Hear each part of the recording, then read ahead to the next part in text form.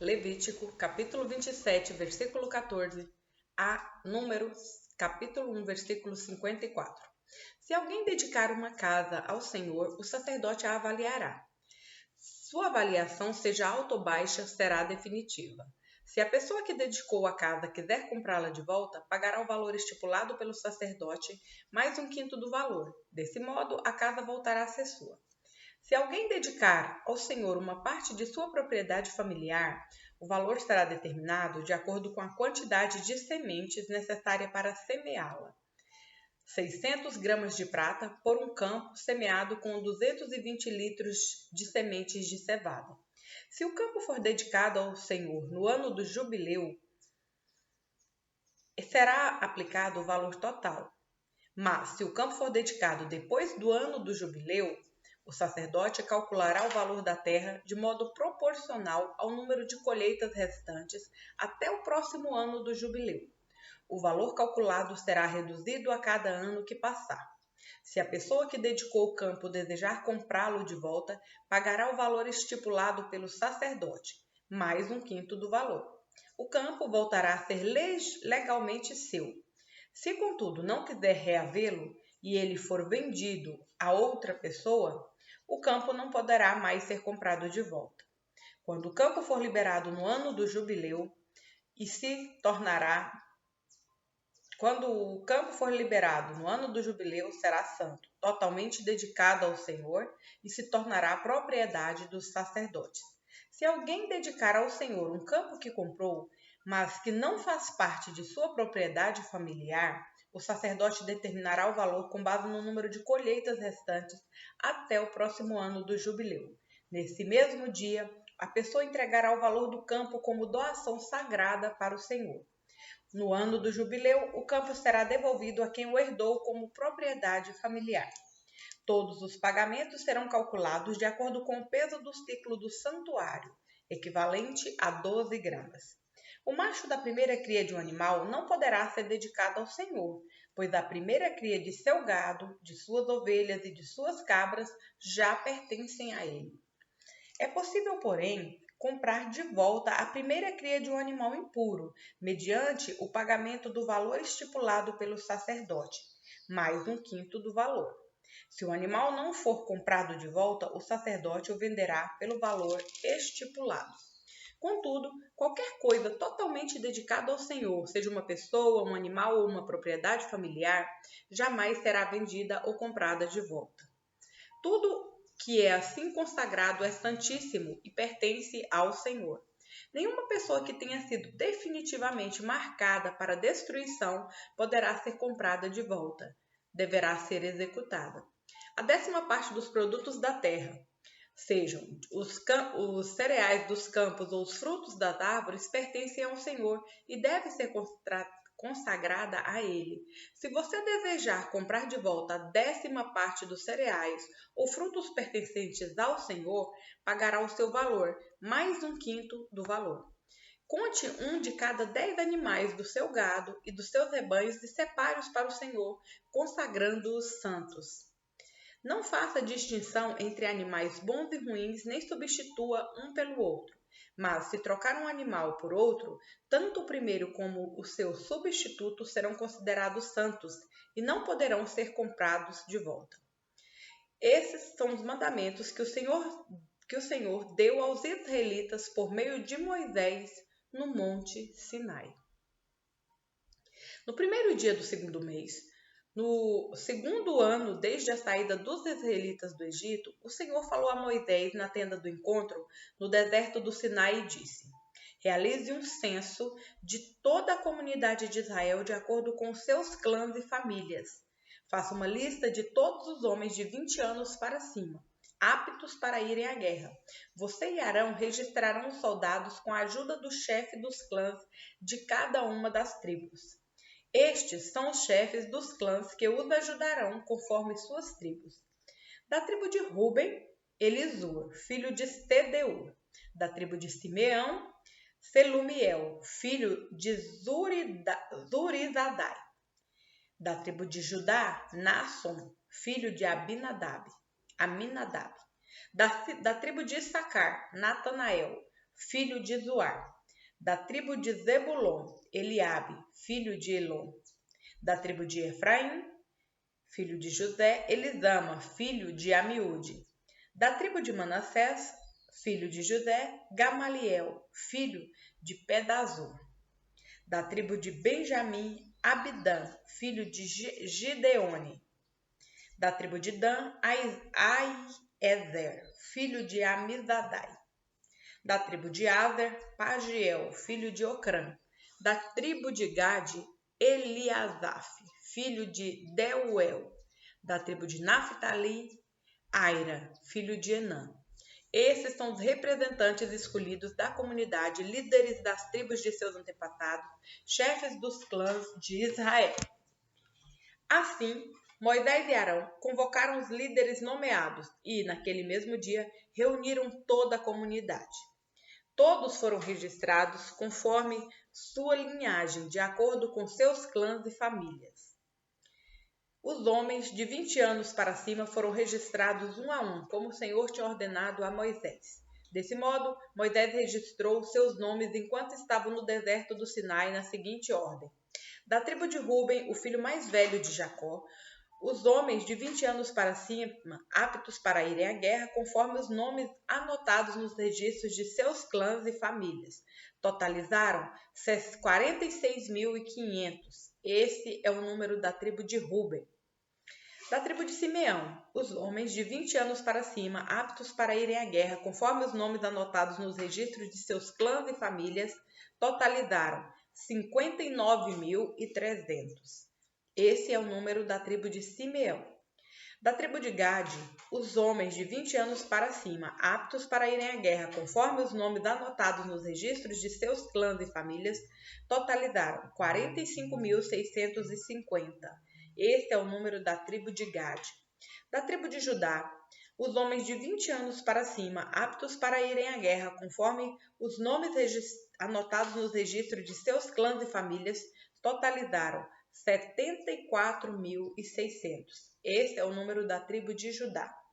Da tribo de Issacar, os homens de 20 anos para cima, aptos para irem à guerra, conforme os nomes anotados nos registros de seus clãs e famílias, totalizaram 54.400. Este é o número da tribo de Issacar.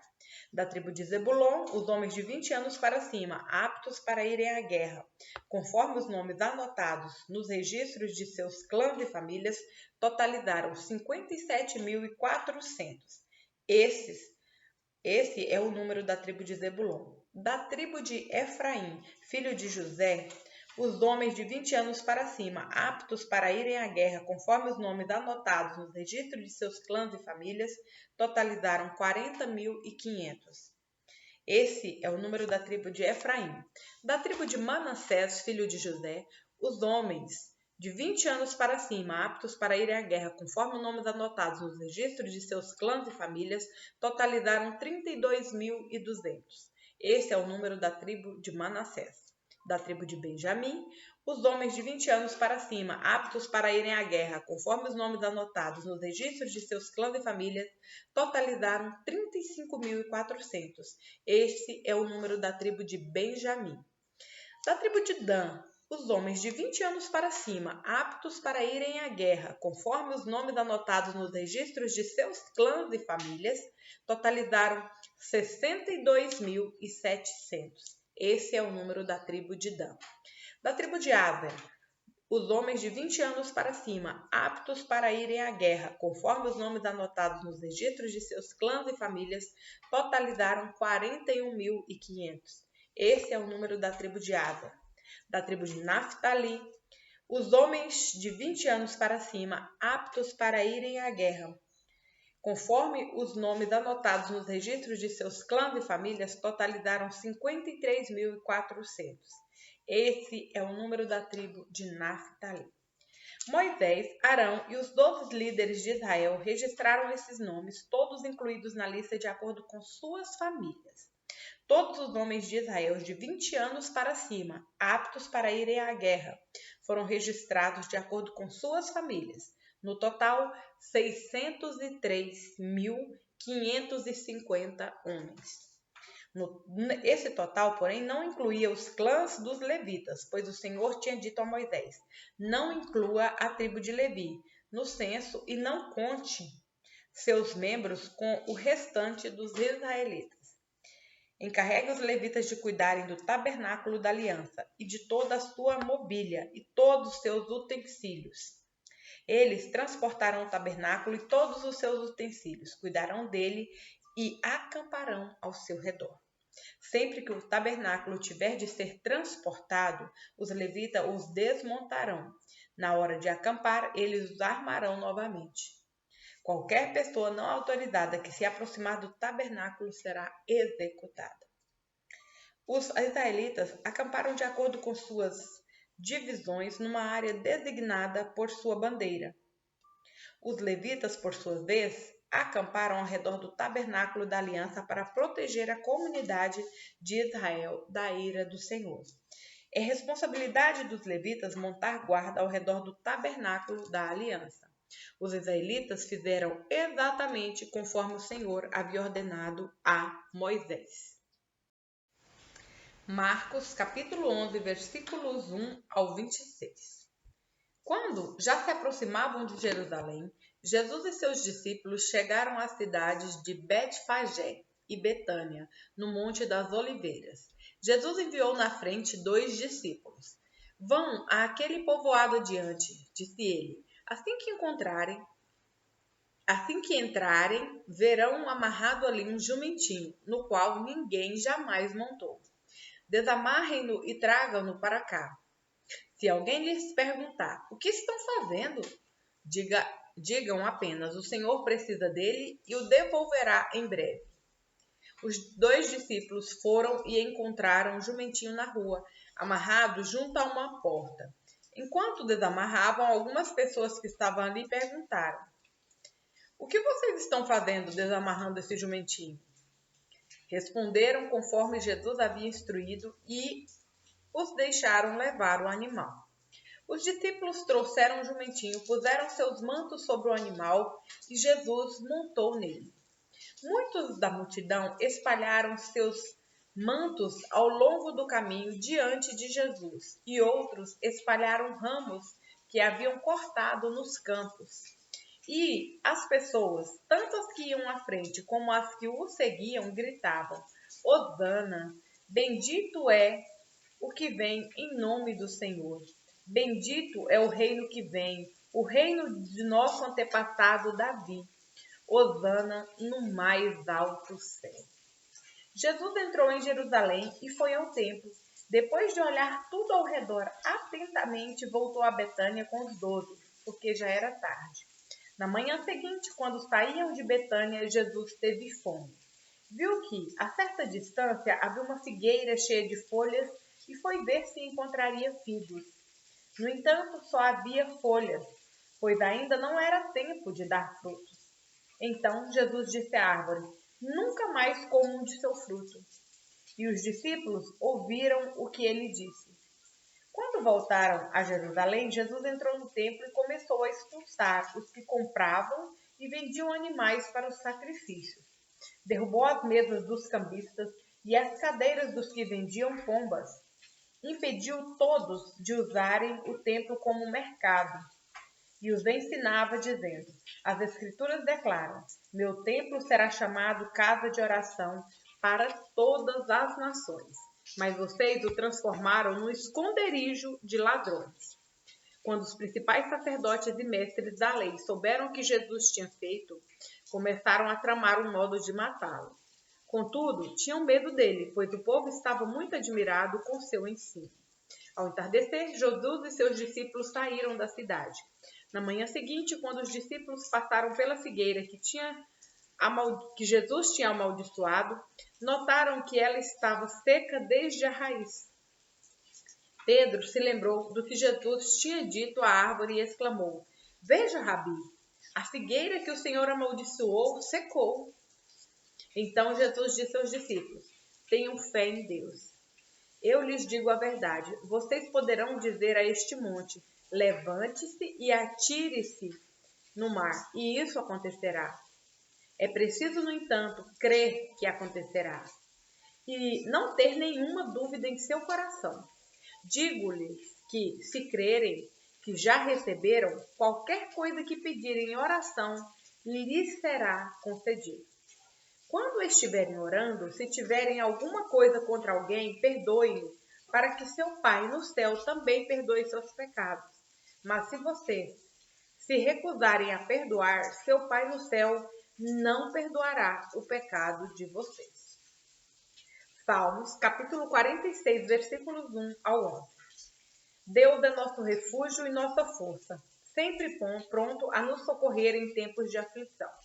Portanto, não temeremos quando vierem terremotos e montes desabarem no mar, que o oceano estrondeie e espumeje, que os montes estremeçam enquanto as águas se elevam. Um rio e seus canais alegram a cidade do nosso Deus, o santo lugar do Altíssimo. Deus habita nessa cidade e ela não será destruída. Desde o amanhecer, Deus a protegerá. As nações estão em confusão e seus reinos desmoronam. A voz de Deus troveja e a terra se dissolve. O Senhor dos exércitos está entre nós. O Deus de Jacó é nossa fortaleza. Vejam, contemplem as gloriosas obras do Senhor. Vejam como ele traz destruição sobre o mundo. Acaba com as guerras em toda a terra, quebra o arco e parte ao meio a lança, e destrói os escudos com fogo. Aquietem-se e saibam que eu sou Deus.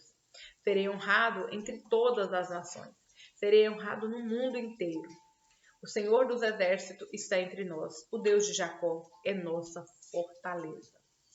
Provérbios 10, versículo 23. O tolo se diverte em fazer o mal, mas o sensato tem prazer em viver com sabedoria.